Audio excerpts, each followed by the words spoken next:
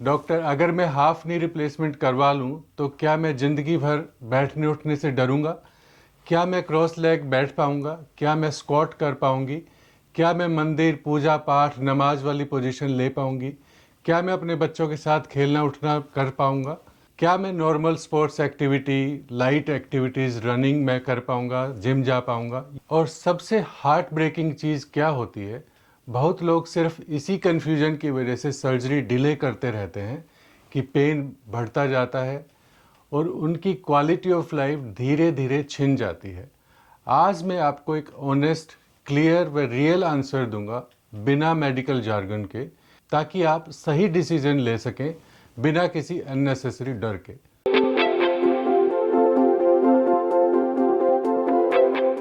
नमस्ते दोस्तों, मैं हूं doctor Rajesh Kumar Verma, orthopaedic and joint replacement surgeon.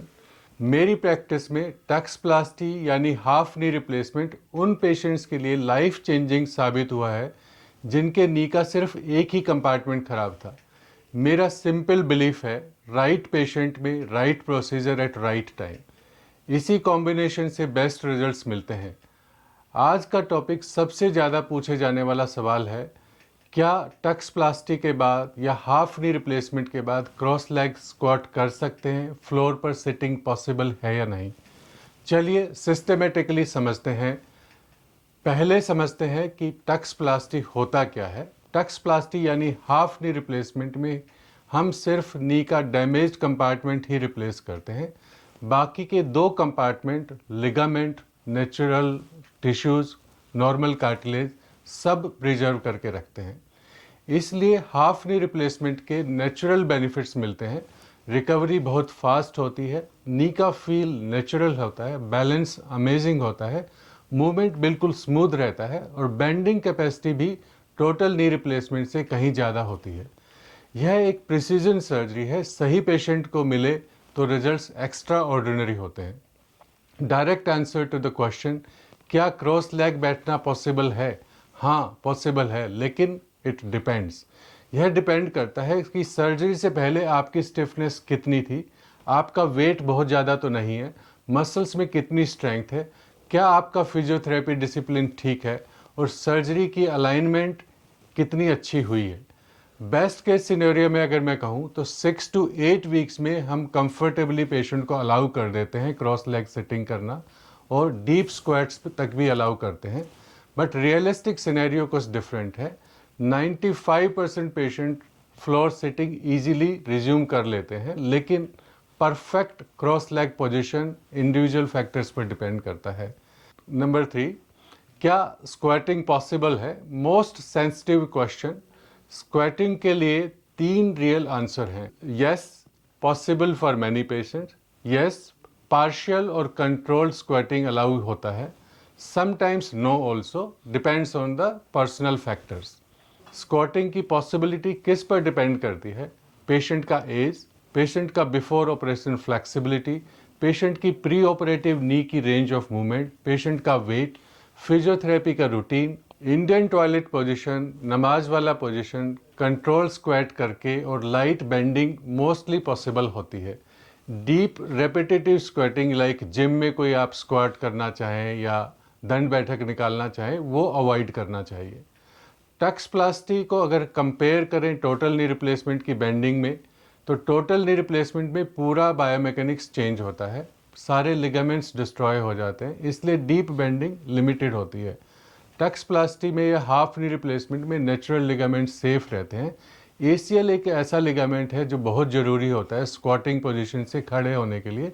तो मैं बता दूं क्लियरली कि टक्सप्लास्टी या हाफ नी रिप्लेसमेंट में हम एसीएल लिगामेंट को डैमेज नहीं करते, एसीएल लिगामेंट को बचा के रखते हैं, इसलिए स्क्वाटिंग बहुत से पेशेंट्स में बहुत ईजिली पॉसिबल होती है।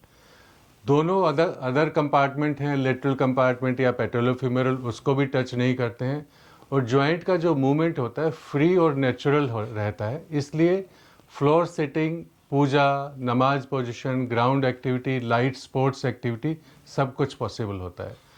टक्सप्लास्टी या हाफ नी रिप्लेसमेंट में चांसेस डेफिनेटली बेटर होते हैं। कब और किन पेशेंट में क्रॉस लेग या स्क्वेटिंग अवॉइड करना चाहिए?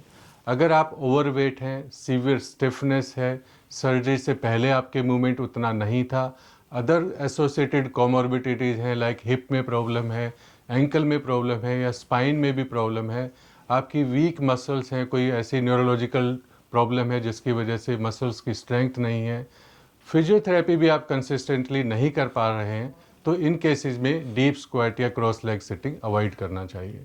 फ्लोर सिटिंग कर सकते हैं, कंट्रोल स्क्वाट, हाफ स्क्वाट तक आप कर सकते हैं, पर डेली हैवी स्क्वाटिंग इम्प्लांट पर लोड ज़्यादा बढ़ाती है।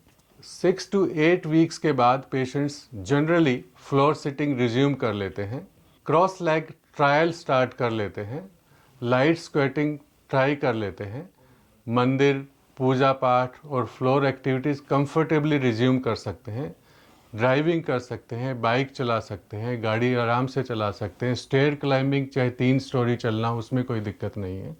फाइनल रिजल्ट्स डिपेंड करते हैं सर्जरी पर 50%, फिजियोथेरेपी पर 50%, दोनों का कॉम्बिनेशन मिलके परफेक्ट आउटकम आता है। सर्जरी फ्लॉलेस हो सकती है, लेकिन अगर फिजियो वीक हो तो बेंडिंग रेस्ट्रिक्टेड हो जाएगी। अगर आपका सबसे बड़ा फियर यह था कि ऑपरेशन के बाद मैं नॉर्मल बैठ पाऊंगा या नहीं, तो अब आपको क्लैरिटी मिल चुकी होगी। टक्सप्लास्टी एक natural movement friendly tissue preserving procedure है और इंडियन लाइफस्टाइल के लिए साइंटिफिकली स्ट्रॉन्ग ऑप्शन है। अगर आप क्रॉस लेग सिटिंग, पूजा, फ्लोर एक्टिविटीज़ या नमाज वाली position, normal home routine work करना चाहते हैं तो टक्सप्लास्टी आपके लिए आइडियल है। But there are certain limitations, right candidate होने के लिए बहुत सारी अदर चीज़ों की भी रिक्वायरमेंट होती है। मैं हूं डॉक्टर राजेश वर्मा। अगर आपको लगता है कि आपको फुल नी रिप्लेसमेंट जल्दी एडवाइस कर दिया गया है और आप एक सेकंड ओपिनियन चाहते हैं, तो आप हमसे संपर्क करिए। मैं पर्सनली आपकी रिपोर्ट्स देखकर बताऊंगा कि आपके लिए बेस्ट ऑप्शन क्या है। Thank you.